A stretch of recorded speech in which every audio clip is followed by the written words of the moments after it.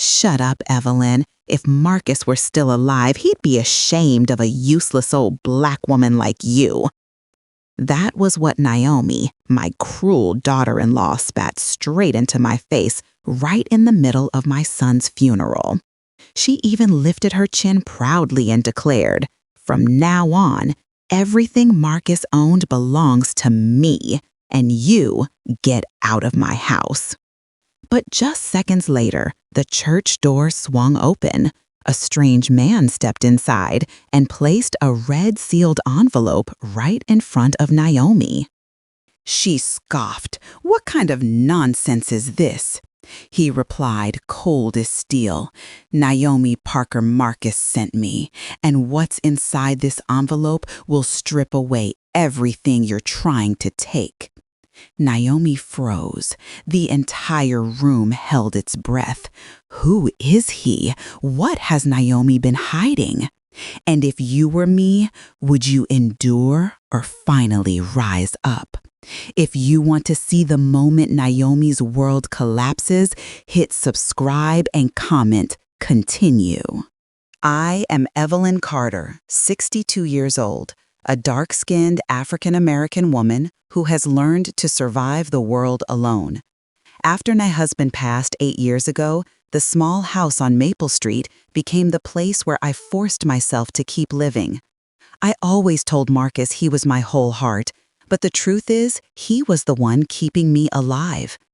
My son Marcus Carter was my pride, my breath, the reason I opened my eyes every morning. I often placed my hand on his chest and told him something I never imagined would become a farewell. "You are the reason I'm still standing." Our life wasn't wealthy, but it was filled with love. Marcus worked as a construction engineer, and I was an accountant at a community center. Simple dinners, weekends fixing up the front yard together, all became memories I held tight. But memories, no matter how beautiful, cannot shield a mother from the day true darkness arrives. The morning I received the news about Marcus's accident, my legs felt cut away from the earth. The first thing I remember clearly was my own broken breathing as the officer spoke my son's name. Everything after that blurred beneath my tears. Standing over Marcus's body, I lost all sense of time. Only the sound of a heart being crushed echoed in my chest. I touched the cold surface of his coffin, whispering, as if begging, "Lord, why take my only child?" I thought that losing Marcus was already the deepest pain a mother could endure. But life seemed determined to press harder into a wound already torn. During the first days of mourning, Naomi Parker, my daughter-in-law, was always there.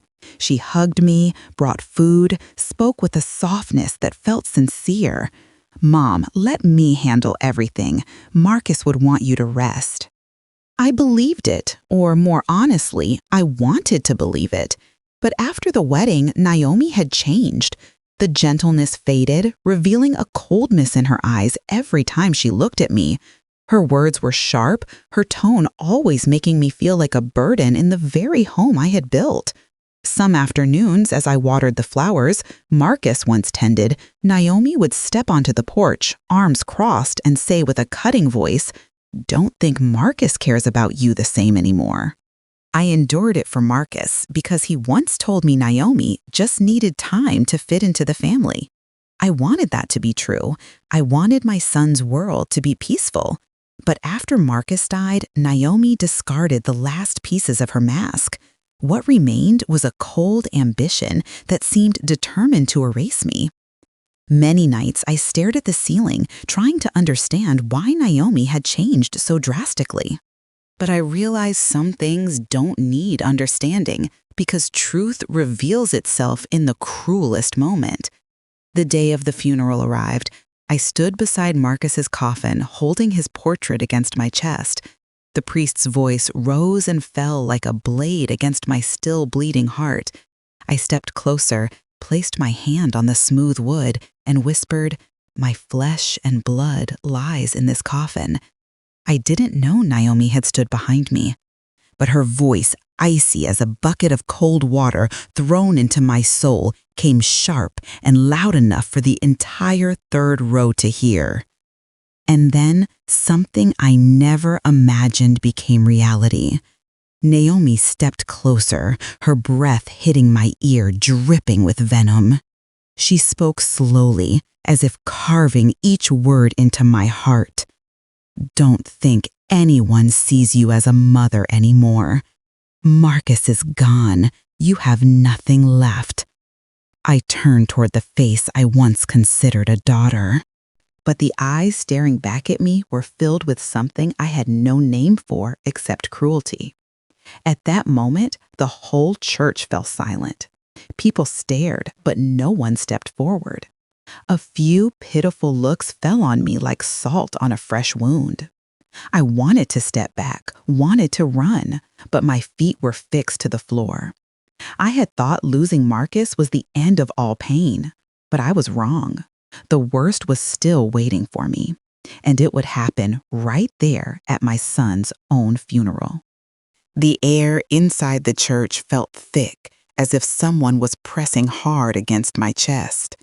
The wooden pew stood in silence, the lowered eyes filled with pity, and the white wreaths surrounding Marcus's coffin made everything unbearably heavy. I stepped closer and lifted his framed photograph with trembling hands.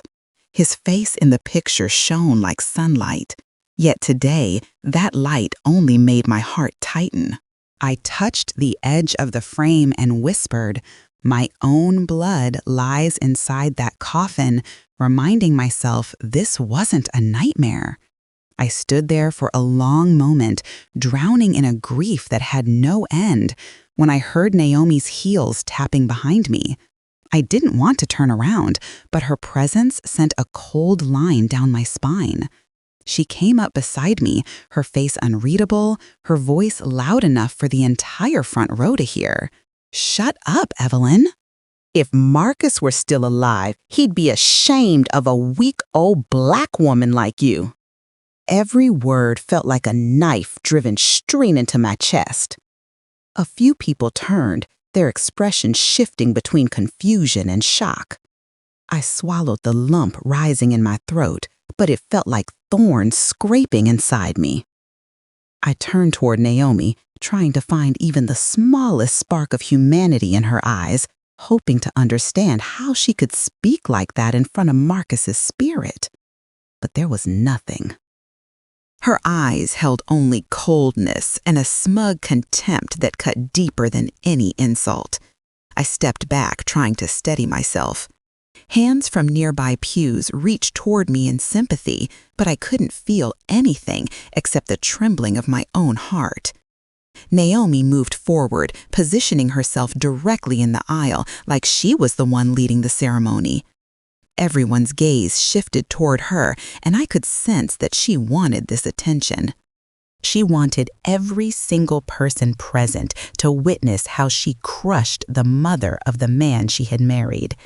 Then she pointed directly at the church doors. Her voice rose clear and unshaken, as though the words had been rehearsed. "You've cried enough. Get out of my house." My body seemed to stop functioning. I stared at her, desperate to find something, anything to cling to, but all I saw was a cruelty growing darker in her eyes. "My house," she emphasized, savoring each word as if it delighted her to see me hurt. My legs trembled, my breath caught in my throat. That sentence didn't just push me out of a house, it tore through decades of memories of a life built inside those walls. Murmurs spread through the room. Some gasped, some covered their mouths, some looked away as if they couldn't bear to witness any more. I heard the short breaths of someone beside me and a faint whisper calling my name, but every sound felt distant and distorted. My heart pounded so fiercely it felt like it wanted to escape my chest, but my hands still held Marcus's portrait tightly, as if letting go meant collapsing right there on the church floor. Naomi stepped closer, leaned near my ear, and whispered in a low, icy voice full of challenge. I already said it. This is my house. Marcus is gone, and you have no place in my life anymore. Her words drifted around me like poisonous smoke, suffocating me from the inside. She stood there at her own husband's funeral, yet no trace of compassion touched her face. I lifted my gaze toward the stained glass windows. The weak sunlight spilling through them seemed to watch everything happening, bearing silent witness as Naomi pushed me deeper into the abyss. I tightened my grip on Marcus's photo and stepped back, fighting to hold in the tears burning behind my eyes. My heart throbbed violently, each beat twisting like a blade inside me. The church fell into complete silence. Every stare bounced between me and Naomi, who still stood firm, her expression unchanged. But then I realized with a jolt of dread that she wasn't done. And when her lips curled into a slight smirk, I knew her cruelty had only just begun. That evening, after the cruel funeral, I returned home in a half-dazed state. Everything around me blurred, the shadows on the floor stretching long as if trying to hold my feet back. The house that once held laughter now felt like an empty shell. I opened the door, took a deep breath to steady myself in the heavy stillness, and immediately saw Naomi standing in the middle of the living room, her eyes cold, as if she had been waiting for me. She didn't greet me or let me have a moment to breathe after everything that happened in the church. Naomi stepped forward, holding a paper neatly folded, stiff like it had just been printed. She threw it in front of me, the sound of it hitting the table, slicing through the silence. I looked down, confused, when she said 30 days. After that, you only have one place left to go, the streets. Her voice was so sharp it cut straight through my breath, making the room even heavier. I picked up the paper, my heart sinking. It was an eviction notice Naomi had prepared beforehand, with Marcus's signature forged at the bottom. Only hours earlier, I stood over my son's coffin, and now I was staring at a document kicking me out of the home I had lived in for more than 30 years. I looked at Naomi, trying to stay calm, searching for any explanation behind her cruelty. But her eyes held nothing but triumph, as if this moment was something she had long anticipated. Naomi crossed her arms, stepping closer, her voice low, but every word dropping ice down my spine. Marcus told me already. He said you were just a burden. I stood frozen, my mind blank. Those words were a deep cut straight into the most fragile part of my heart. I had given my entire life to my son, trying every day to make sure he never lacked anything. And yet, here stood my daughter-in-law, brazenly tearing apart that sacred bond with a single sentence. I stepped back, my hands trembling as I searched for something to hold on to. Every sentence Naomi threw at me tightened around my chest. He told me he was tired of you, she continued, her voice steady as if she were relaying facts without any hesitation. I crushed the paper in my hand, feeling the edges pressing into my skin, but even that pain was nothing compared to what was happening inside. I wished I could ask Marcus one last time if any of this was true, but he was now lying cold beneath the earth. Naomi went on, as if savoring every second. Marcus wanted his own life, not one spent catering to you. I shut my eyes, the pain inside me screaming silently. I remembered every Friday evening when Marcus came home, every hug, every time he laughed and told me I was the only person who made him feel peaceful. There had never been a sign that he saw me as a burden. Yet Naomi kept repeating those lies, pushing me closer to collapse. I turned away and walked to the old wooden cabinet where Marcus once kept a few personal items. I opened the drawer and saw his favorite shirt, the deep blue one he wore every weekend. I lifted it, pressing it against my chest. It still carried his scent, faint, but enough to shake my knees.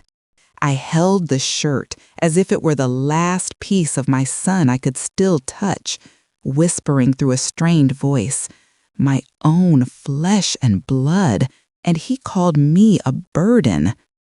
I sat on the edge of the bed, gripping the shirt tight, as if holding on to a memory slipping through my fingers. My breath dragged through something sharp, every inhale scraping along the inside of my ribs. The world had taken my son, and now Naomi wanted the home we built brick by brick through decades of love and struggle. But Naomi wasn't finished. She turned back, standing in the doorway of my bedroom, the one place that had once been a sanctuary after long, exhausting days. There was something darker in her eyes now, something more twisted than the cruelty she had shown before. I felt a dread rising inside me, an instinct telling me that what she wanted wasn't just to remove me from this house. I looked at Naomi, realizing she wanted something far deeper than my absence. And I knew she didn't want me gone yet. Naomi wanted to erase me from this home entirely, wipe away every trace of me and everything Marcus left behind. The next morning, I had just come down the stairs when I heard unfamiliar voices in the living room, excited chatter mixed with footsteps moving around. As I got closer, the scene froze me in place. Naomi stood in the center of the room, arms folded with satisfaction, while 3 colleagues from her real estate company surrounded her. They inspected each corner of the house like buyers evaluating a newly purchased property. No one acknowledged me as if I were just a fading shadow inside my own home. Naomi turned, pointing around with an air of ownership, her voice firm. "We'll demolish the kitchen, tear down the living room. This house will be mine." Every word struck me like a hammer. This was the house where Marcus grew up, where we shared dinner every evening. And now Naomi was standing there talking about tearing everything apart, as if it held no meaning beyond its walls. Her colleagues nodded, scribbling notes, commenting on the house's design potential. I stood at the doorway, heart heavy, holding on to each breath so I wouldn't collapse. When Naomi's gaze met mine, she formed a cold smile. She stepped forward and ordered sharply, "Anything that old woman touched, throw it out." Her voice snapped through the room, making her colleagues glance at me and then at the furniture with a new, almost dismissive look. One of them walked to the wooden cabinet near the door, opened it wide, and began pulling things out. My small keepsakes, gathered through a lifetime, were scattered onto the floor, as if they held no value at all. I rushed over, clutching the embroidered scarf my mother had left me, desperate to save at least a few memories. But Naomi stepped closer, her expression darkening with impatience. "I told you this house needs to be renewed." She reached down and yanked the scarf from my hands. "These things belong to the past. You should learn to let go." I stumbled back a step, feeling as though a heavy stone was pressing on my chest. Item by item, my belongings were carried out into the yard. I saw Marcus's photo frame, the letters he wrote me in college, the wooden box holding the bracelet we made together when he was 10. Everything was piled carelessly on the ground. I hurried to the yard, grabbing the photo frame, my voice breaking. "Marcus's things, you're throwing those too?" Naomi looked at me with a chilling calm. "Marcus was my husband. Don't forget that.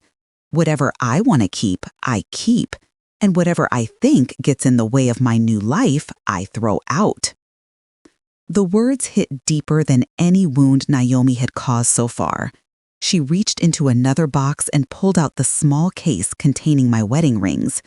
Before I could react, she tossed it onto the pile of items she intended to discard. I wanted to scream to stop her from destroying everything, but my voice was trapped beneath the weight of grief. Naomi took another object from the shelf and lifted it into the light. It was the wedding photo of me and my husband, the one I cherished more than anything left in the world. My face in the photo glowed with hope and joy, but now that image was reflected in Naomi's hand like a cruel mockery. She held it by the corner, coldly evaluating it. Naomi rotated the photo slowly, then smirked with a wicked curve to her lips. This doesn't match the new design. Where exactly do you plan to hang this in your next home? She raised the frame higher, her hand tilting back as though ready to fling it across the yard. I lunged forward instinctively, heart pounding so violently I thought it might burst. I opened my mouth to beg her to stop, to spare just this one piece of my life, but Naomi was already pulling her arm back. The air went still. Her colleagues watched in silence, some with curious eyes. My wedding photo hovered in Naomi's hand, the sunlight catching the glass and sending a sharp glint across my vision like the last slash of a fading memory. Just as she was about to throw it, the front door swung open. The door slammed open just as my wedding photo was about to hit the floor. The whole room froze. Every pair of eyes turned toward the entrance. A tall man stepped in, broad shoulders, footsteps firm and heavy on the wooden floor. He wore a fitted black suit, his eyes dark and cold, as if he had already seen through everything in this house before even arriving. He scanned the room once, then his gaze settled on me. His voice was low and steady, each word landing with the weight of steel. "I'm looking for Mrs. Evelyn Carter." My heart tightened. I had never seen this man before. He looked at me with the eyes of someone on a mission, without pity, without the contempt I had grown used to from Naomi. But what truly shook the room was Naomi's reaction. She dropped my wedding photo onto the floor and stormed toward him. Her face flushed red, her eyes burning with a fury I had never witnessed. She planted herself in front of him, voice shrill with anger. "You have no right to be in my house." Her colleague stepped back half a pace, sensing the strange tension between them. Naomi lifted her chin, lips curling into a mocking smirk, determined to show she was in control. "I don't know who you are, but this house belongs to me, and I don't take uninvited guests." Jordan remained still, expression unchanged, his cold stare unwavering. He didn't flinch or step back. His eyes drifted to the wedding photo Naomi had tossed aside, then returned to her. He finally spoke, his tone quiet, but sharp enough to carve through the silence. "Your house? Are you sure?" The entire room stiffened. Naomi faltered for the briefest moment before forcing her hostility back. "What is that supposed to mean? This house was left to me by my husband. I think you've got the wrong person."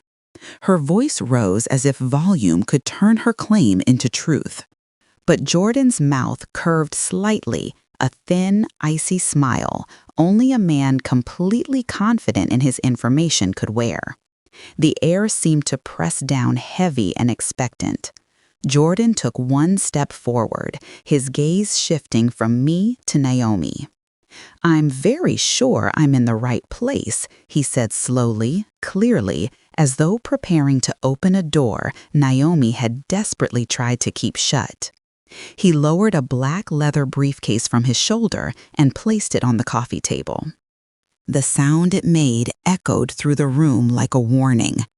Naomi's eyes widened at the sight of the briefcase. Her hand clenched tightly at her side, the color draining from her knuckles. One of her colleagues, the same one who had been excited about redesigning the kitchen earlier, quietly moved toward the exit, fear creeping onto her face. Jordan unclasped the briefcase. The tiny click sliced through the silence like a countdown. Naomi stepped back, her expression tightening with panic she couldn't hide. She swallowed hard and attempted to steady her voice. What's in there?" Jordan didn't look at her. His hands moved with calm precision. "The thing you fear most," he replied. His voice still even, but those cold eyes made it clear he wasn't here to negotiate. No one dared move. My heart pounded as if it were being pulled into a coming storm.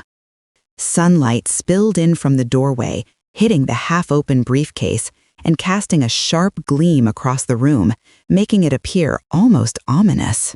Jordan lifted the lid fully, and in that instant, I knew Naomi's life was about to take a turn she never saw coming. Jordan opened the black briefcase and placed several thick documents neatly on the table. The room fell into a forced silence. Naomi stood across from him, her face drained of color, her hands trembling slightly. I hovered behind Jordan, my heart pounding as I recognized the government seals on every page he pulled out. Jordan glanced at me, giving a small nod as if asking me to stay steady. Then he turned to Naomi, his voice deep and weighted. "This house belongs to Mrs. Evelyn, and has for 40 years. My breath caught. Naomi blinked stunned, her lips parting, but no sound emerging. Jordan lifted the property certificate high enough for everyone to see. My name was written there, my old signature, the date from decades ago. Naomi's co-workers exchanged confused looks, some even taking a step back as if trying to distance themselves from whatever storm was about to break. Naomi shook her head, strands of hair falling around her face, panic flickering in her eyes. "No, that's impossible. Marcus told me it was." Her voice cracked as she grasped at the one thing she wanted to believe. "He said it belonged to us." Jordan set the document down with quiet finality. He didn't raise his voice, yet his words sliced the air cleanly. Marcus was never on the title. A murmur rippled through the room. Naomi's face flushed, then paled again, her breaths sharp and uneven. "You're lying. Marcus wouldn't hide something like that from me. He loved me." Her voice wavered as if the truth was tightening around her throat. Jordan's expression stayed untouched. He opened another stack of papers, the pages flipping with crisp edges, each sound cutting deeper into Naomi's disbelief. "This is the asset protection agreement Marcus signed with me before he married you. There is a very clear clause." Jordan read aloud, every word deliberate. "If the beneficiary engages in verbal abuse, mistreatment, or emotional harm toward Marcus's mother, all benefits tied to Marcus are revoked, no exceptions." Naomi froze and stared at him as if he'd spoken something unreal. "What?" she gasped. Jordan turned the document toward her. "Abuse of your mother-in-law, disrespect toward his family, attempts to seize assets. You've committed all three." Her breathing grew erratic. She stumbled back and hit a chair behind her, the loud thump making the entire room stiffen. I watched her, feeling a strange blend of hurt, clarity, and an ache that felt like Marcus was speaking through these pages. Naomi reached forward, snatching at the papers, but Jordan moved out of reach, eyes still cold and unwavering. "Read it 10 times, he said, "and you'll reach the same conclusion. This house was never yours." Naomi trembled with anger and fear, veins rising on her neck as she screamed, "Who are you to interfere in my marriage? What gives you the right to say you knew Marcus better than I did?" Jordan calmly closed the briefcase with a sharp click that echoed like a verdict. The sound alone made Naomi step back as if struck. Jordan held her gaze, his tone lowering until the words felt carved into the air between them.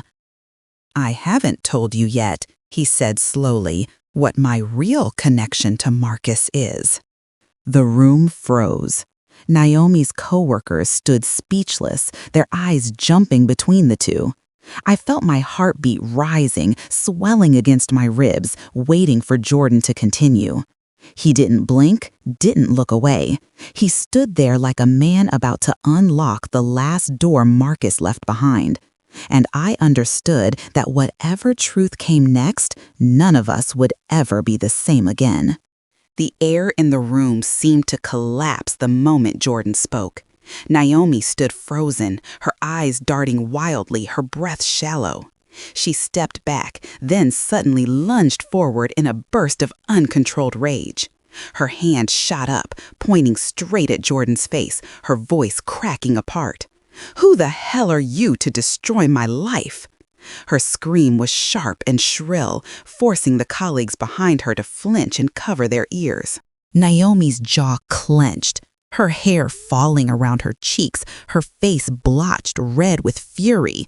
"Marcus is dead. You don't get to speak for him." Jordan didn't move. He stood there, spine straight, his expression steady and cold, like someone who had already stood in the face of storms far worse than Naomi's. He waited for her voice to die down before opening his briefcase and pulling out a small silver card. He placed it on the table, the metallic surface catching the light just enough to draw everyone's attention. "I'm the one Marcus chose." Jordan's voice was low, firm, and carried the weight of a locked vault. Marcus trusted me completely, not to manage his money, but to protect his mother. My heart tightened. Those words rushed through me like a wave, carrying pain and warmth at the same time. Naomi stared at the card, then at Jordan, panic spreading across her face. Protect his mother? Why would Marcus need to do that? I was his wife. I'm the one he trusted. Her voice quivered, the confidence she always held starting to fracture like glass under pressure. Jordan flipped the card to show the back, where Marcus's signature and the official trusteeship seal were engraved.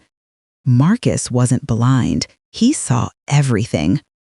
Jordan's gaze bore into Naomi, stripping away every layer she had tried to hide behind. "He knew you were ambitious.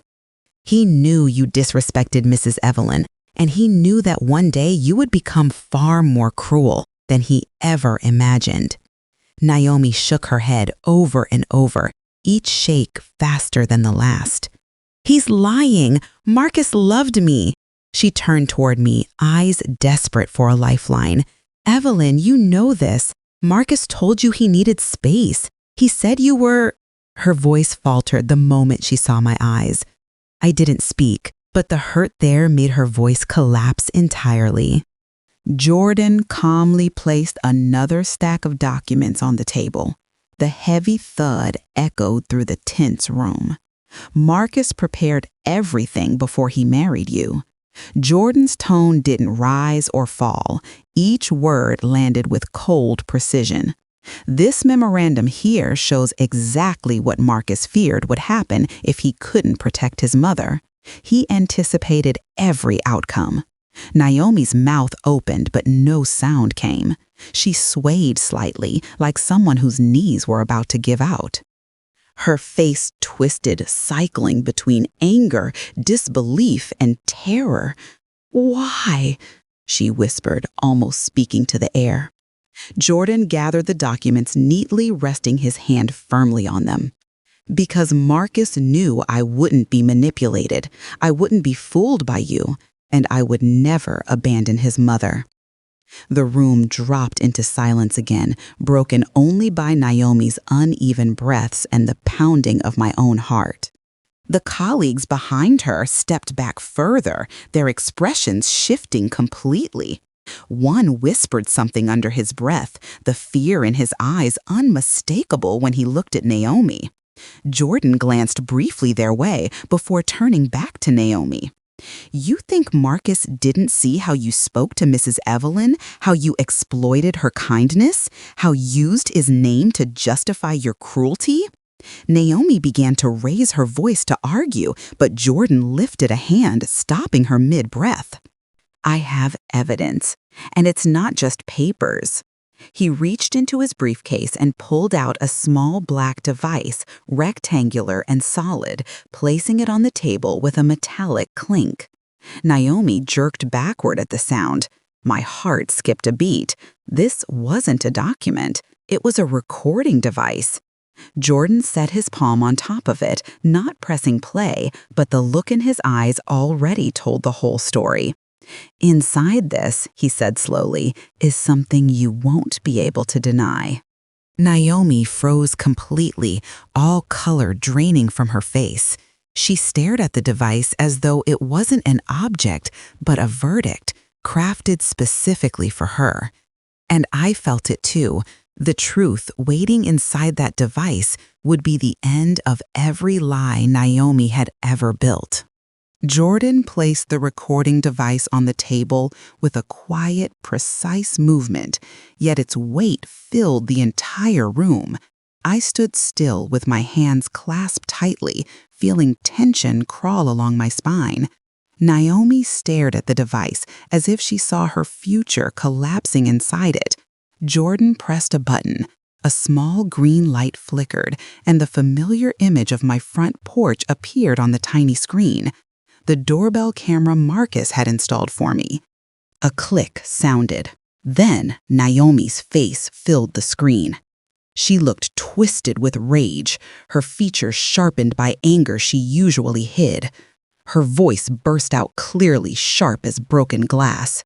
"You useless old hag, I'll kick you out on the street." The words hit me like a blow. Hearing my name spat out between her teeth and her mocking laugh afterward made my chest tighten. I turned away for a moment, but Jordan's steady hand on the table grounded me, urging me to watch the truth unfold. The footage continued. Naomi shoved the door, pounding on it, while I tried to hold it closed from inside. "Marcus is dead. You're done. This house, his money, everything is mine." Her screams echoed through my small living room like a storm tearing through. I heard my own trembling voice begging her to calm down, and Naomi only grew more vicious, slamming her fists harder. "Once I'm in charge, I'll throw you out of this rotten place in a heartbeat." One of her co-workers covered her mouth shocked. The others stepped back as if witnessing something dangerous. The video shifted to another night. I walked into the backyard to bring in the laundry, unaware Naomi was hiding in the shadows. Her whisper carried clearly into the camera. "Look at you. Marcus is gone and you're worthless now. I'm going to wipe every trace of you out of this house." My hands trembled. All the time she humiliated me, all the threats, all the cruelty, she thought nobody saw it. It was all here. Jordan stepped forward, his voice low and heavy. Elder abuse, intent to seize property, emotional harm, exploiting the death of her husband to force his mother out. All of it recorded. He paused, enough to send her to prison. Silence crushed the room. Naomi staggered her steps, uneven. She stared at the screen, then at Jordan, then at me. Her eyes widened in terror. "No, no!" Her voice cracked as her legs buckled.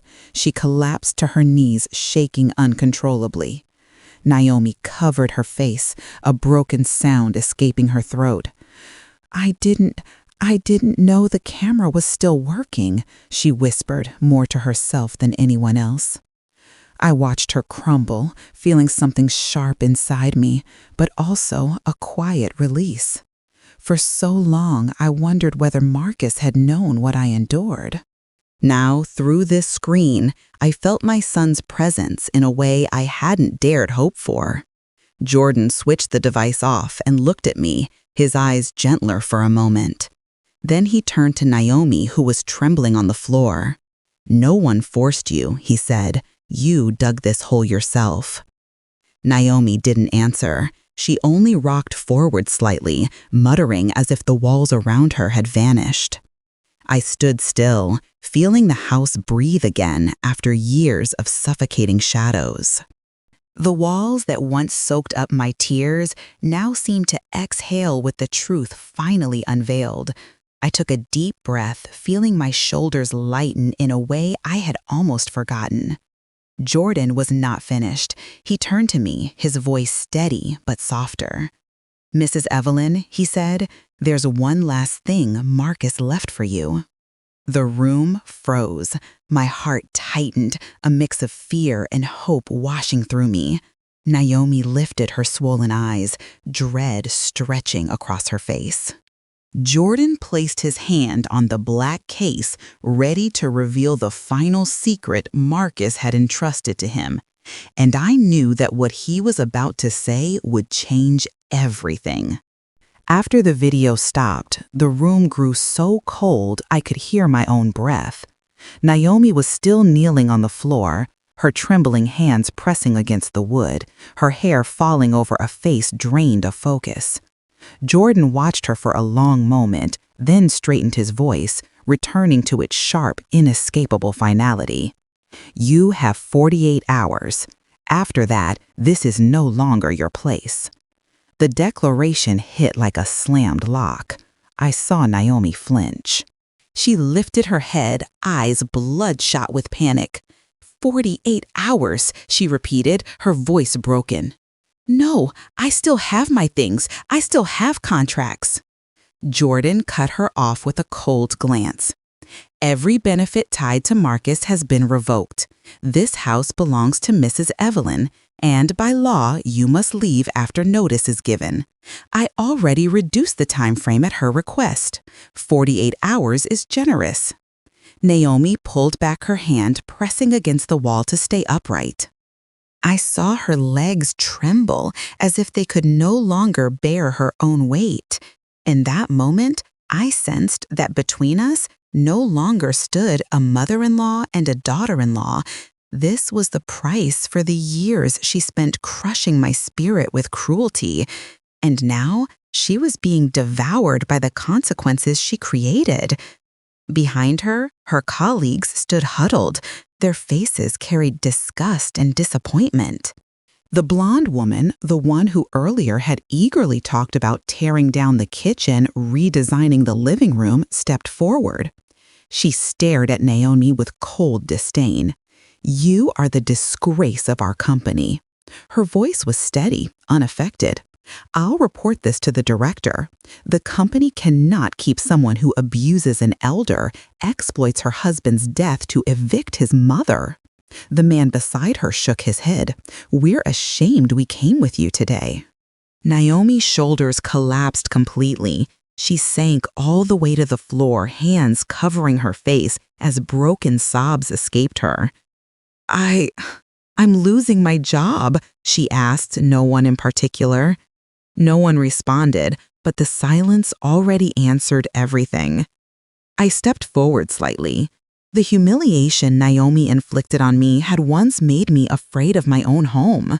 Now, watching her fall apart, I didn't feel triumphant, but I did feel that justice had finally arrived. Naomi turned toward me, her eyes wide and desperate. "Evelyn, you can't do this to me." Her voice dissolved into the air, thin and pleading. "I lost my husband. I lost everything." A part of me wanted to turn away. Another part wanted to tell her that she was the one who pushed Marcus away, the one who tried to erase me from his life. I looked at her, my emotions twisting into knots. Then I said slowly, "I didn't do anything. Your actions brought you here." Naomi opened her mouth but couldn't argue. She lowered her head, tears dripping onto the wooden floor where Marcus once played as a child. Jordan stepped between us, voice calm again. "Every asset Marcus left is under the trust managed by Mrs. Evelyn. There is nothing for you." Naomi broke into a hysterical gasp. "Marcus loved me. He wouldn't leave me with nothing." Jordan met her eyes, the years of his profession making his tone impenetrable. "Marcus wanted you to live, but not by stepping on his mother." Silence fell once more. I watched Naomi, the woman who had built a fortress of arrogance around herself, now reduced to a trembling shadow. The keepsakes she threw into the yard, the venom she used to torment me, the insults she hurled through the house, every cruelty was returning to crush her. Naomi tried standing, her legs shaking so badly she had to cling to the table. She looked around the room like someone lost, trapped in a place that had turned against her. "Can I talk to you privately?" she asked between broken breaths. I shook my head. There's nothing left to say. The answer struck her like a blow. She stepped back, her face draining of hope. Jordan checked his watch. "You should prepare. 48 hours start now." Naomi bit her lip, her face folding with pain. She tried holding herself together, but then collapsed into tears, the sound tearing through the already tense air. She turned and ran toward the door, desperate to escape the judgment smothering her. Her colleagues followed, but none supported her. None comforted her. They walked behind her at a distance, like people accompanying a stranger. When the door closed, the house grew so quiet I could hear my heartbeat. Jordan turned to me, his gaze softer. He opened his case and took out a cream-colored envelope, carefully protected, placing it before me. "Mrs. Evelyn," he said in a low, gentle voice, "this is the last thing Marcus left for you." I stared at the envelope. The handwriting on it was Marcus's. My chest tightened. I reached out my hands, trembling. I didn't dare open it, afraid the words inside would shatter my heart anew. But I couldn't refuse it either, because it was the last piece of my son I could still touch. Jordan stood quietly at my side, letting me breathe. And as my fingers touched the edge of the envelope, I knew the letter inside would reshape my life once more. I stood still before the cream-colored envelope, my hands trembling so hard I had to grip the edge of the table to keep from dropping it. Jordan said nothing more. He stood beside me like a solid wall, letting me gather the courage to open the final door Marcus had left behind. I took a deep breath, then gently tore the flap open. The faint scent of old paper escaped, tightening my chest. Inside was a long letter, Marcus's familiar handwriting, curving through every word, full of care and steadiness, just like when he was a child learning to write. I unfolded the letter. Each line felt like a beam of light cutting through the dark months of my life. "Mother, you are the light of my life. If I'm gone, you must be protected." I reread that sentence over and over, and each time my tears flowed a little more. Marcus knew somewhere deep inside that Naomi wasn't someone he could trust completely.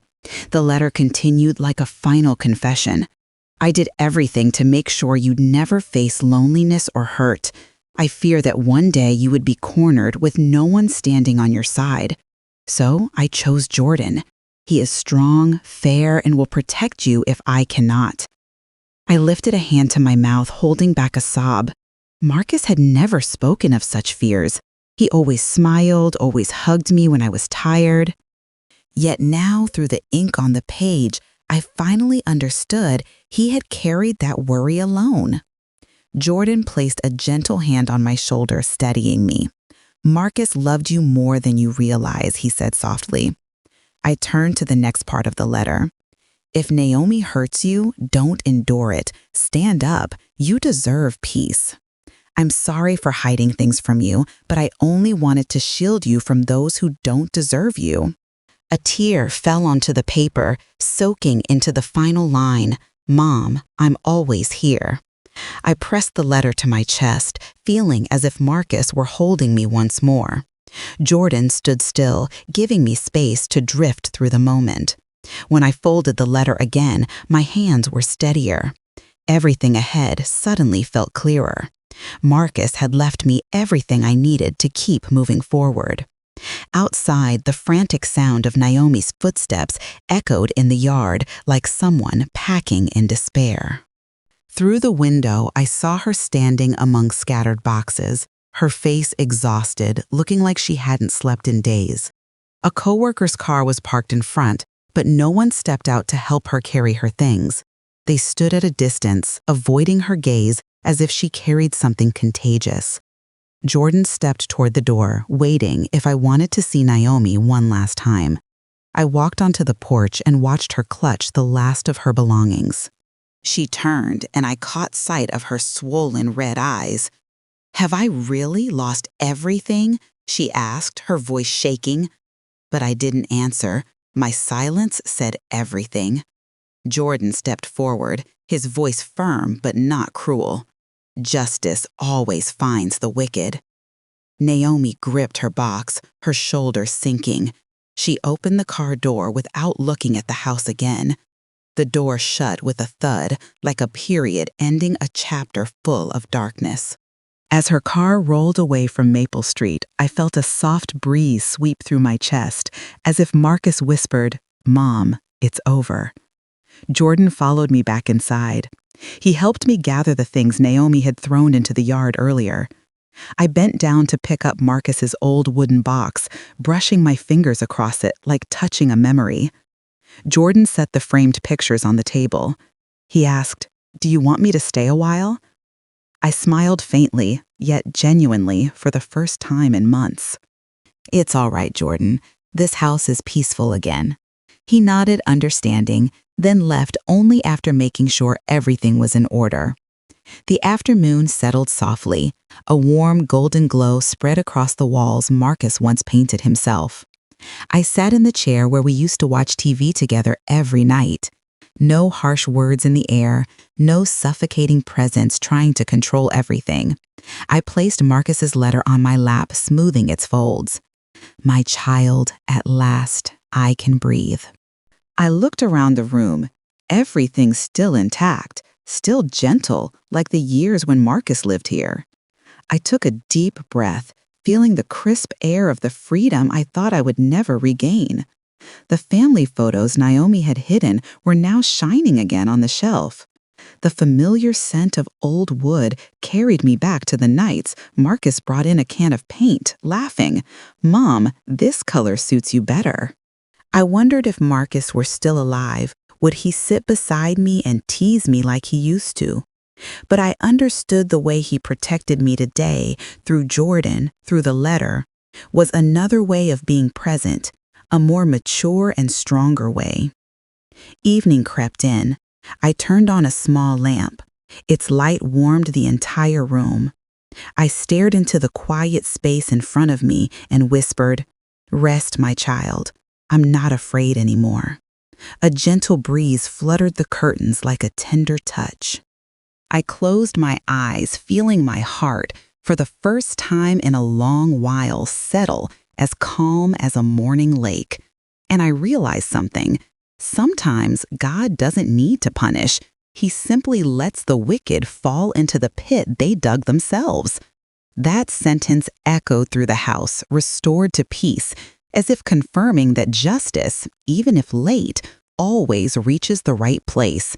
I stood up and slowly walked toward the large window overlooking the front yard. The last light of sunset washed over the roof Marcus once climbed to fix for me on a summer long gone.